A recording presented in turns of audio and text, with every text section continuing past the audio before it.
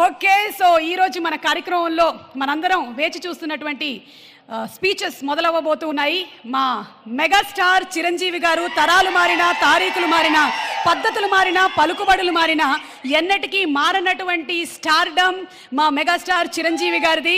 Padma Vibhushan megastar Chiranjeevi గారిని సభను ఉద్దేశించి మాట్లాడవలసిందిగా రిక్వెస్ట్ చేస్తున్నాము.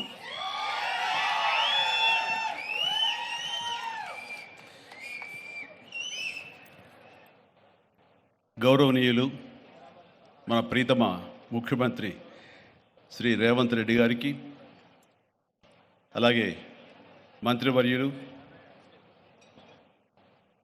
టూరిజం మినిస్టర్ జూపల్లి కృష్ణారావు గారికి, ఇతర శాసనసభ్యులకు, ఎంపీ పార్లమెంట్ సభ్యులకు, మా సీఎం రమేష్ గారికి, ఇతర ఆహ్వానితులకు, నాయకులకు, మీడియా మిత్రులకు, ఇక్కడ విచ్చేసినటువంటి ఆహ్వానితులకు, అలాగే ఇక్కడ పనిచేస్తున్నటువంటి కార్మికులకు, ప్రతి ఒక్కరికి నా హృదయపూర్వక నమస్కారాలు. ఈ ప్లేసు మీ అందరికంటే నాకు ముందు తెలుసు.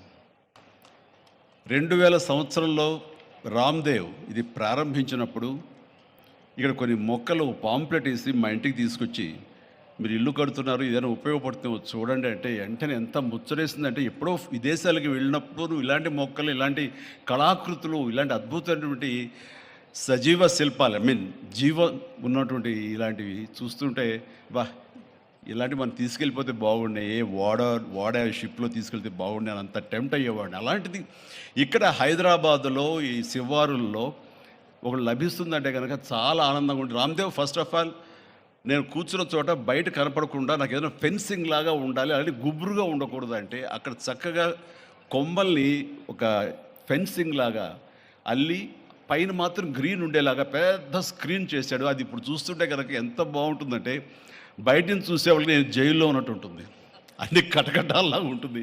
అది అద్భుతమైన కళాఖండంగా నేను ఫీల్ అవుతుంటాను. అట్లాగే చాలా అద్భుతమైన చెట్లు కొన్ని మా ఇంట్లోనే పెట్టుకున్నాను. ఇవి ఎప్పుడో 2002లో 2003లోనో మా ఇంట్లో పెట్టుకున్నాను. అప్పటి నుంచి నాకు అంత ప్యాషన్. ఆ తర్వాత ప్రతి క్షణం ఈయన ఎదుగుదలను చూస్తూ వచ్చాను. ఎక్కడ నాకు ఈయన రామ్దేవ్ ఒక వ్యాపారవేత్తలా కనబడ్డాడు, ఒక కళాకారుల్లా కనబడతాడు. అందుకే నా మనసుకి అత్యంత దగ్గరగా అయ్యాడు. ఆ తర్వాత ఏదైనా వస్తే కనుక చూస్తారా మొక్కలు అంటే, ఇదివరకంటే ఏదో వేలల్లోనో లక్షల్లోనూ చెప్పేవాడు, ఇప్పుడు కోట్లలో ఉందంట కదయ్యా. ఇప్పుడు నా సంపద అంతంత మాత్రమే ఉంది, కొనలేనేమో అన్నారు. కానీ చూడండి సార్, వస్తే మీరే టెంప్ట్ అవుతారు. ఇప్పుడు గౌరవ ముఖ్యమంత్రి గారితో పాటు అన్నీ వీక్షిస్తుంటే ఎంత టెంప్టింగ్ ఉందంటే, ఇవన్నీ మన ఇంట్లో పెట్టేసుకుంటే ఎంత బాగుంటుంది అనిపిస్తుంది. అంత అందంగా. దీనికి కావాల్సిందని వ్యాపార దృక్పథం కాదు, కళాకారుల హృదయం, కళా హృదయం ఉండాలి. నా మటుకు నేను అతని ఒక కళాకారుడుగాను, ఒక ఆర్టిస్ట్గా చూస్తాను. నేను అంత తపన లేకపోతే, అంత ఇష్టం లేకపోతే సుదీర్ఘకాలం 24-25 ఇయర్స్ పాటు దీని మీద ఎక్స్పెరిమెంట్ చేస్తూ, ఎన్నో చోట్ల రీసెర్చ్ చేస్తూ, ఎక్కడెక్కడ ఏమేమి మొక్కలు దొరుకుతాయి, ఎక్కడెక్కడ ఈ శిలాకృతులు దొరుకుతాయి, ఆ శిలలు ఇక్కడ ఎలా తీసుకురావాలి అని దాని మీద అది దుర్భేద్యం అనుకోకుండా ఇది సాధ్యమే, ఇది మన ప్రాంతం వాళ్ళకి, మన హైదరాబాదుకి, మన స్టేట్కి అందం తీసుకొచ్చేది, మన దేశంలోనే గొప్పగా చెప్పినటువంటి గొప్ప పార్క్ అవుతుందని ఆయన మనసులో మెదిలిన ఆలోచన, ఆయన పడ్డ కష్టం, తీసుకున్న శ్రమ ఈ రోజున ఇక్కడ అద్భుతమైన కళాఖండంగా ఇన్ని ఎకరాల్లో చోటు చేసుకుందంటే కనుక నా భూతో నా భవిష్యత్తు. ఎవరైనా సరే అంత డబ్బులుంటే కనుక ఏం వ్యాపారం చేద్దాం, ఇంత స్థలం ఉంది కదా, దీన్ని ఎలా రియల్ ఎస్టేట్ చేద్దాం, దీన్ని ఏదో గవర్నమెంట్ వాళ్ళ మన్నలతో వాళ్ళ పర్మిషన్లతో తీసేసుకుని అక్కడ మనం మల్టీ స్టోరీ పెట్టుకుంటే ఆయన జీవితం కాదు కదా, తరతరాలు కూడా నిలిచిపోతాడు. అలా కాకుండా ఆయన కేవలం ఒక లోపల ప్యాషన్, చిన్నప్పటి నుంచి కాలేజీ రోజులో చదివే దగ్గర నుంచి, ఆర్ట్ కాలేజీలో చదువుతున్న దగ్గర నుంచి కూడా ఆయన మదిలో ఉన్నటువంటి ఆయన బ్రెయిన్ చైల్డ్. అలాంటి దాన్ని ఈ రోజున ఈ రూపం తీసుకొచ్చారంటే ప్రతి క్షణం, ప్రతి కార్నర్ ముఖ్యమంత్రి గారు చూసి ఎంత ముచ్చటపడిపోతున్నారంటే అంత ఇంత కాదు. ఎలా చేశారు, ఇది ఎలాగ వచ్చింది, అది ఎలా వచ్చింది అని అడుగుతున్నారు. నేను కొన్ని అడుగుతున్నాను. అడిగి ఇది షూటింగ్స్కి ఇస్తారా రామ్దేవ్ అని అడిగితే, ఇస్తానండి, కానీ ఫస్ట్ షూటింగ్ మీదైతేనే అన్నాడు. ఇప్పుడు నువ్వు ఆ మాట అన్నావు కదా, ఇప్పుడు కొత్తగా హీరోయిన్ని తీసుకొచ్చి ఆ అమ్మాయితో ఇక్కడ స్టెప్లు వేయాలంటే ఈ ఎండలో ఎలా ఉంటుందేమో తెలియదు, కానీ ఏదో చలికాలం అయినప్పుడు నెక్స్ట్ చలికాలం అయితే చేస్తానయ్యా అన్నాను. ఈలోగా వర్షాలు పడి ఇవన్నీ ఇంకొంచెం పచ్చగా ఉంటాయండి. 1 or 2 years లోపల ఇది అద్భుతంగా ఉంటుంది, కంటికి కనువింపుగా ఉంటుంది చెప్పేసి ఆయన చెప్తుంటే కనుక ఐ కుడ్ ఇమాజిన్. అట్లాగే ఇక్కడ వెడ్డింగ్ ప్లాన్ చేసుకోవచ్చు, వెడ్డింగ్స్ కానీ ఇతర రిసెప్షన్స్ కానివ్వండి, పలు ఈవెంట్స్, అలాగే ఐస్కి సంబంధించినటువంటి ఆ స్కేటింగ్ సంబంధించినవి చేయాలని ఇలా ఎన్నెన్నో ప్లాన్స్ ఉన్నాయండి. అవన్నీ కూడా చేయగలడు, ఆ సామర్థ్యం ఉంది.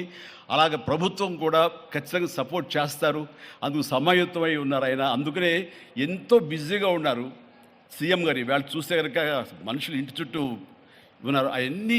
అవన్నీ పక్కకు పెట్టి, ప్రోగ్రామ్స్ అన్ని పక్కకు పెట్టి నిన్నటిదాకా ఆయన ఎలక్షన్ క్యాంపెయిన్ ఎక్కడో చేసి వేరే రాష్ట్రాల్లో వచ్చి రామ్దేవ్ మీద ఈ ప్లేస్ మీద ఎంతో ప్రేమ లేకపోతే, ఇలాంటి దాన్ని మనం ఎంకరేజ్ చేయాలి అని ఆయన ఉద్దేశం లేకపోతే ఇంత ఓపికగా ఈ ఎండ్లో ఆయన వచ్చేవారు కాదు. ఫస్ట్ ఆఫ్ ఆల్ ఆయన ఇక్కడికి వచ్చి దీన్ని ఎంకరేజ్ చేస్తున్నందుకు వారికి మనస్ఫూర్తిగా అభినందనలు తెలియజేస్తున్నాను ముఖ్యమంత్రి గారికి.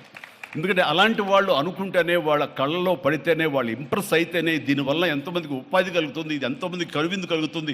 మరి ఎంతోమంది ఈ ప్లేస్ని వాళ్ళ ఈవెంట్స్కి ఉపయోగించుకుంటారు, తద్వారా టూరిజం పెరుగుతున్న ఉద్దేశంతో కూడా మన జూపల్లి కృష్ణారావు గారు దీన్ని ఎంకరేజ్ చేయడం కోసం సమాయత్తమై ఉన్నారు.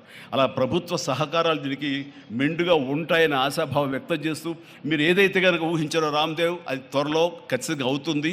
ఇవి అద్భుతమైనటువంటి ఒక ల్యాండ్ మార్క్ అవుతుంది, ఒక కళాకృతి అవుతుంది. అది రాష్ట్రానికి వన్ని తీసుకొస్తుంది, హైదరాబాద్కి తలమానికంగా ఉంటుంది.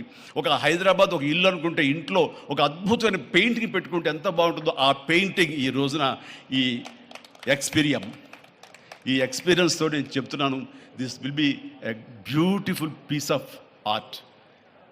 అందుకని మరొకసారి వారికి నా హృదయపూర్వక ధన్యవాదాలు, అభినందనలు తెలియజేస్తూ ఈ అవకాశం వచ్చినందుకు అండ్ సీఎం గారితో నేను ఈరోజు ఈ ప్రోగ్రాంలో పాల్గొన్నందుకు నా సంతోషాన్ని తెలియజేస్తూ all the very best, god bless.